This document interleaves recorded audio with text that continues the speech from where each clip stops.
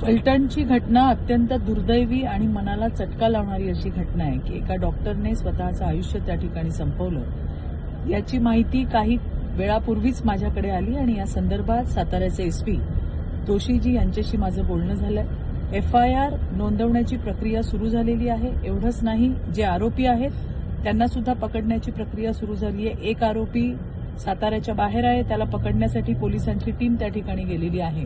त्यामुळे कुठल्याही क्षणी दोन्ही आरोपी हे अटकेमध्ये असतील। या संदर्भामध्ये मुलीने याआधी अशा पद्धतीचा मला त्रास होतोय अशी काही कंप्लेंट दिली होती का याचा सुद्धा आम्ही शोध घेतोय। जर दिली असेल तर त्याच्यावर कारवाई का झाली नाही याची सुद्धा माहिती घेतोय। अशा घटनेमध्ये खरं तर मुलींना ज्या वेळेला त्रास होतो त्यावेळेला त्यांना मदत करण्यामध्ये जास्त समाधान मिळतं। आज मुलींनी स्वतःला संपवलंय। मला या घटनेच्या माध्यमातून राज्यातल्या तमाम माझ्या बहिणींना, माझ्या मुलींना मला सांगायचंय की स्वतःला संपवू नका। तुम्हाला त्रास देणाऱ्या या नराधमांना शिक्षा व्हायला पाहिजे।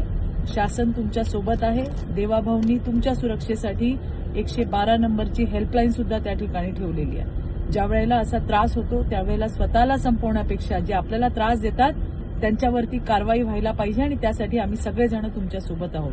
पुन्हा एकदा हेच सांगतेय की अशा पद्धतीचं टोकाचं पाऊल उचलण्यापूर्वी शासनाची मदत घ्या, 112ची मदत घ्या।